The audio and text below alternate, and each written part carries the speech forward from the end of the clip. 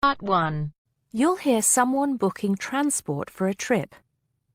First, you have some time to look at questions 1 and 2.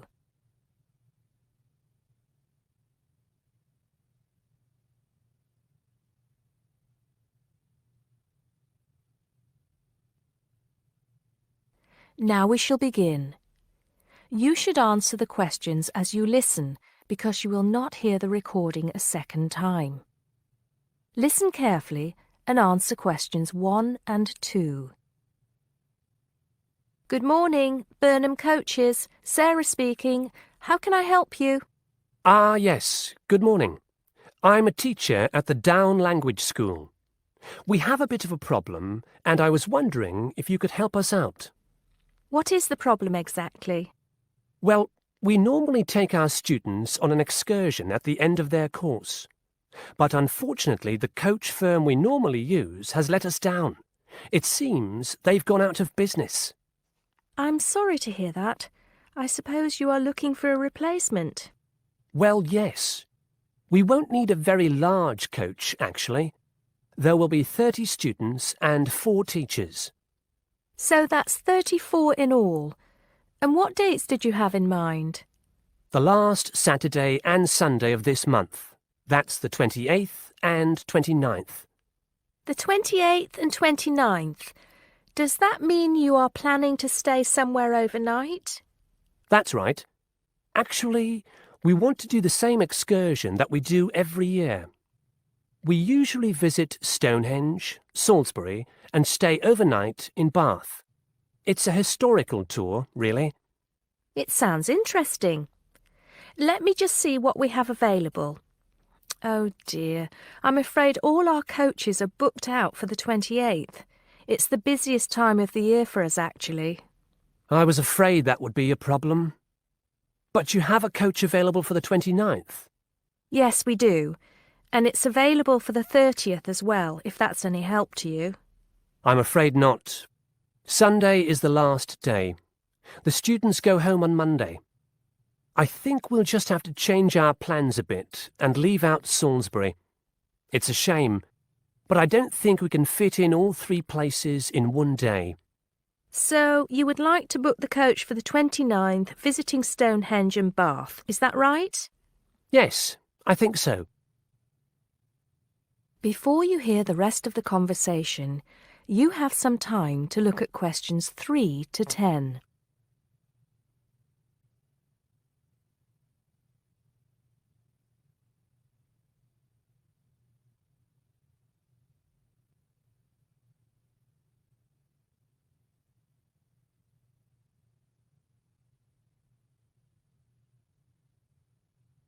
Now listen and answer questions 3 to 10. Right, I just need a few details, sir. OK. My name is Paul Scott. S-C-O-T? It's double T, actually. I'm sorry. And it's the Down Language School. Could you give me the address for that, Mr. Scott? Yes, it's Down House, Hill Street, Brighton. Do you need the postcode? No, that's not necessary, but I do need a contact number. Of course. The number for the school secretary is 01273 512 634. You can contact her if you need to speak to anyone. Right, and what time would you like the coach to pick you up? Well, I think we'll have to make an early start. Would 7:30 be all right? Yes, no problem at all. What time do you want to be back? Oh, any time between 10 and 11 will be all right. Not later than 11, though. Right, I'll make a note of that. 11 p.m. latest. There's just one more thing I need to know. Presumably, you'll be visiting Stonehenge first. How long do you want to stay there? Well, we normally stay about an hour. The main objective of the excursion is for the students to see the Georgian architecture in Bath, really. Yes, Bath is lovely, isn't it? I was there myself a couple of years ago. I thought the Royal Crescent was absolutely stunning. I hadn't realised how large it is. Well, I think that's all I need to know, Mr. Scott. Thank you for booking with us. Just a minute. There's one thing you seem to have forgotten. How much will this cost? Oh, I'm terribly sorry. I was thinking about Bath. Just bear with me a moment. Yes, it's a round trip of 300 miles and a total time of 16 hours for the driver. For a 45-seater coach, that will be a total of £500, including tax and insurance. Do we have to have such a large coach? There are only 34 of us. We don't have any smaller coaches, I'm afraid. Oh well. At least we won't be cramped for space. When do we have to pay? We require a 20% deposit to confirm the booking. I suggest that you do that as soon as possible, today if you can. The balance you can give to the driver if you're paying by cheque. Have the cheque made out to Burnham Coaches. I think that'll be all right. I will have to check this with the school accountant, but if all is well, I'll arrange for someone to bring you the deposit within the next 2 hours. That'll be fine, Mr. Scott. Well, thank you very much indeed. Goodbye. Goodbye. That is the end of part 1. You now have half a minute to check your answers.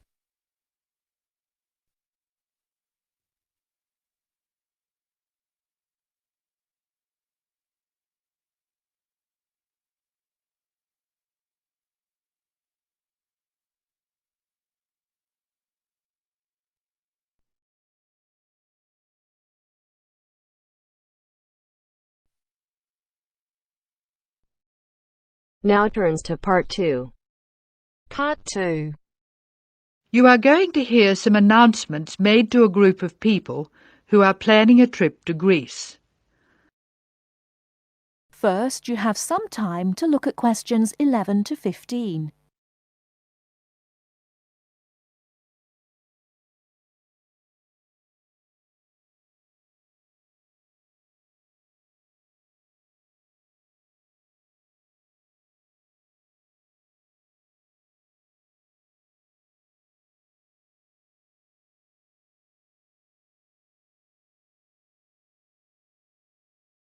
Now, listen carefully and answer questions 11 to 15. Good morning, everyone. I'm getting very excited about this trip to Greece, and I'm sure you are too. As you know, we didn't have all the details at our last meeting, but I can give them to you now. We'll leave London Gatwick Airport on British Airways next Wednesday. Please be sure to be at the airport by 6:30. I know it's early, but our departure time is 8:25 a.m. We're quite a large group and we don't want to have any hassles. Please be sure to have all your travel documents ready. We'll arrive in Athens at 2:25 in the afternoon and there'll be a vehicle there to meet us. It'll be a full-sized coach so everyone can travel together.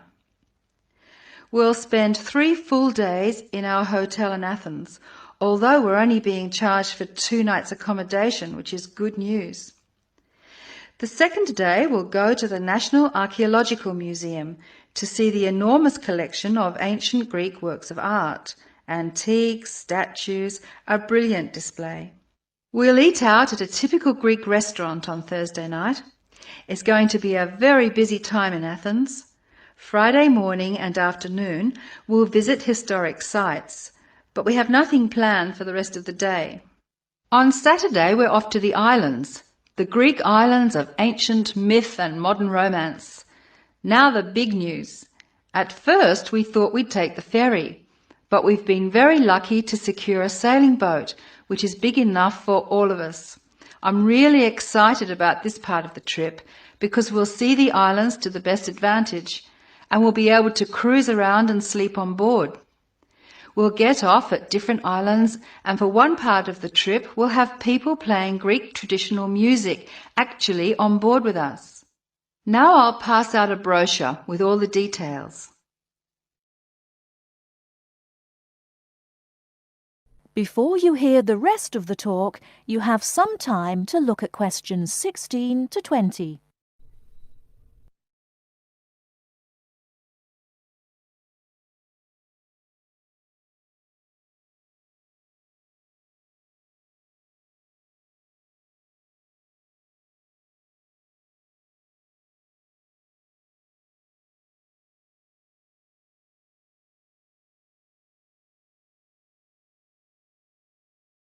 Now listen and answer questions 16 to 20.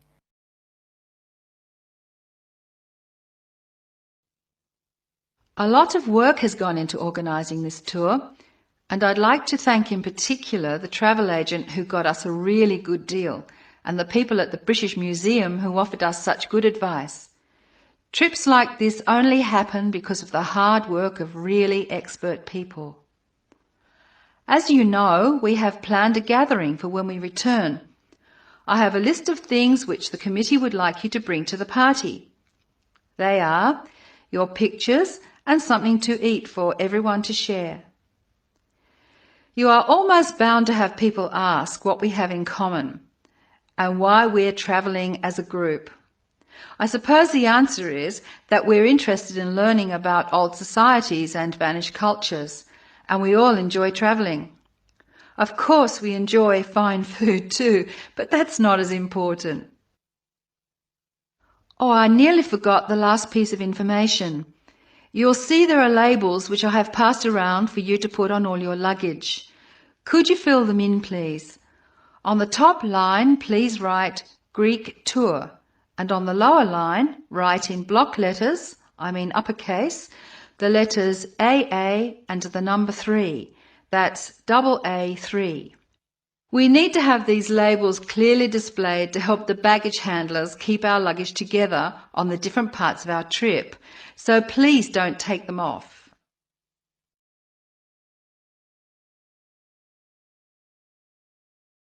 That is the end of part 2. You now have half a minute to check your answers.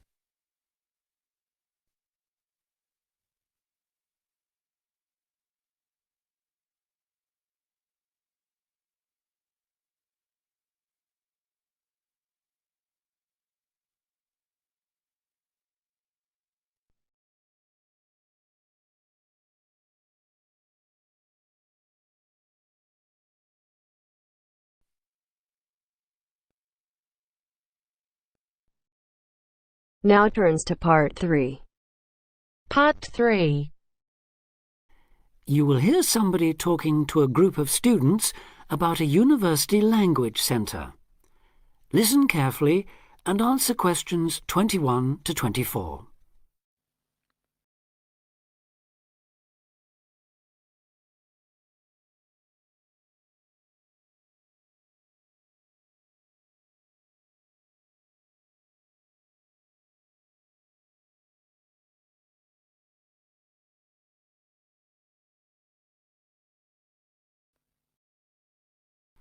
Listen carefully and answer questions 21 to 24. Hi, I'm Katie Shaw and I work at the University Language Centre. Your tutor tells me you might be interested in using the centre, so I'm here at the college to explain a bit about it and, of course, to answer your questions. Where exactly is the centre? Is it near the college? It's actually on King's Road, just round the corner from here, in fact. Oh, I know it, yes. I wondered what that building was. Yes. What's there? Well, the library has about 4,000 books, pamphlets and transcripts to go with some of the 12,500 items on audio or video cassettes. These are at a wide range of levels of difficulty, covering language learning material in over 100 languages. There are also reference books without tapes, including dictionaries, grammar workbooks, vocabulary workbooks and model letters, as well as texts on academic writing and effective study habits, etc. Audio cassette workrooms are on the first floor, by the way. Do they get any foreign language press there too? Yes, the library subscribes to a number of European daily and weekly newspapers, including Le Monde from France, L'Espresso from Italy, and the weekly international edition of the Spanish paper El País. What about learning with computers? Can you do that there? CALL, or Computer-Aided Language Learning, is available on the first floor. How many PCs are there? Counting both Macintosh and PC platforms, there are 9 at present. There are materials in over 15 different languages, and new material and language categories are being added as library funds permit. The programmes cover verb drills, grammar exercises, activities to accompany multimedia textbooks, pronunciation, translation, and some multimedia applications. The same hardware permits access to the internet with its many language learning and discussion sites. What about TV? That's a good way of learning a language too. Yes, definitely, we agree. So on the second floor of the centre, there are televisions to view live satellite television broadcasts in 7 languages. Oh, which ones are they? Currently, we've got Arabic, French, German, Italian, Portuguese, Spanish and Russian. Turkish broadcasting can be viewed live on request. The centre records the news in French, German, Arabic, Italian, Japanese, Spanish and Russian, and English too. Before you hear the rest of the talk, you have some time to look at questions 25 to 30.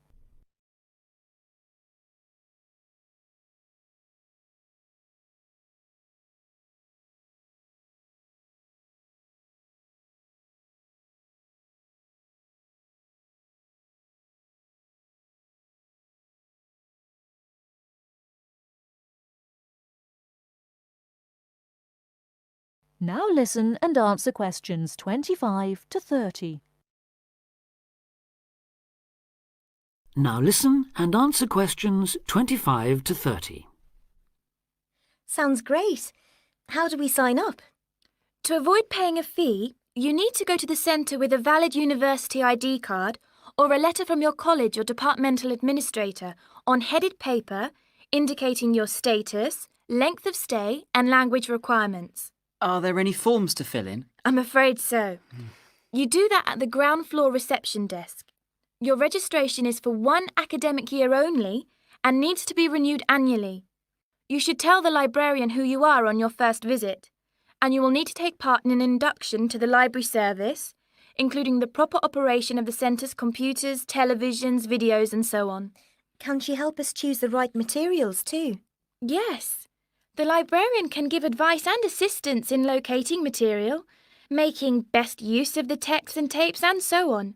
Let her know which language you want to study and what, if any, knowledge of it you already have. Also, say what reasons you have for learning the language. Your answers will help the librarian help you make the best choice of books and tapes for your needs.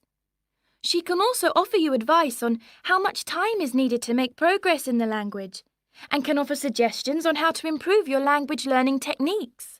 Can she copy tapes for us to take home, or can we borrow them? The library is a resource centre and reference library only. You can do as much self-study listening and reading work there as you want, but it's not possible to take home materials, that's to say, books or cassettes. And copyright law doesn't permit the library or its staff to make copies of cassettes for use by students outside the centre. All material must be used on the premises, I'm afraid. This ensures the materials are always available for students working on their own and not out on loan for long periods, which could harm users' progress. So, if we can't take books home, is it okay to photocopy them? The library staff will handle any photocopying, though international copyright law prohibits users from copying more than 5% of any one title in the academic year. You place a photocopy order with the librarian or an assistant, and orders will be processed between 1 and 2 o'clock or after 5:30. How much does it cost? 10 pence per page. Payment is by photocopy card, which you can buy from the information desk on the ground floor.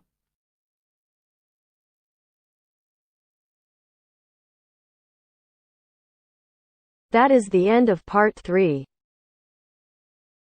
You now have half a minute to check your answers.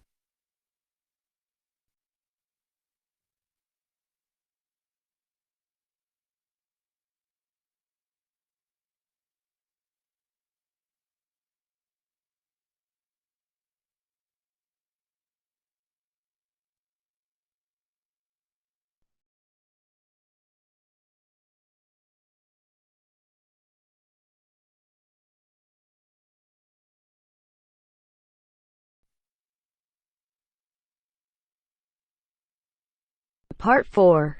Part 4. Complete the notes below. Use no more than 3 words for each answer. First, you have some time to look at questions 31 to 40.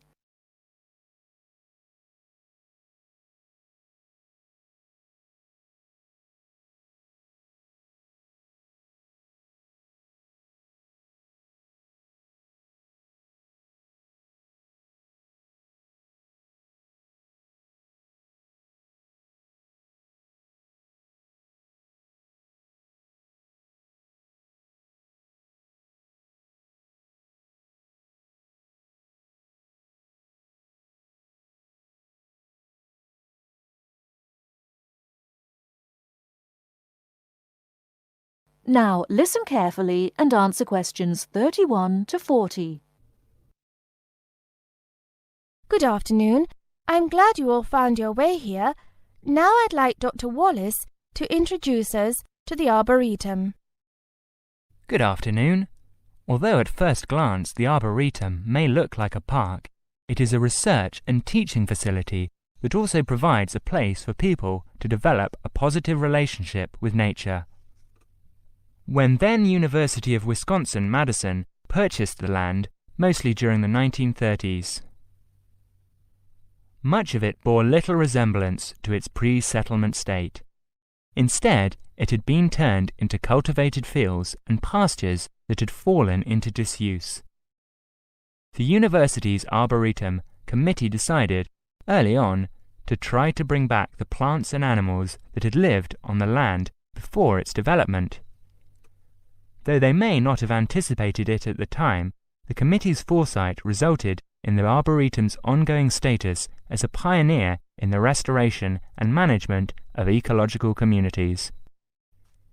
In focusing on the re-establishment of historic landscape, particularly those that predated large-scale human settlement, they introduced a whole new concept in ecology: ecological restoration. The process of returning an ecosystem or piece of landscape to a previous, usually more natural, condition. Madison was a fast-growing city in the 1920s. Fortunately, some leading citizens recognized the need to preserve open space for Madison's residents. Most of the Arboretum's current holdings came from purchases these civic leaders made during the Great Depression. In addition to inexpensive land, the Depression brought a ready supply of hands to work it. Between 1935 and 1941, crews from the Civilian Conservation Corps were stationed at the Arboretum and provided most of the labor needed to begin establishing ecological communities within the Arboretum.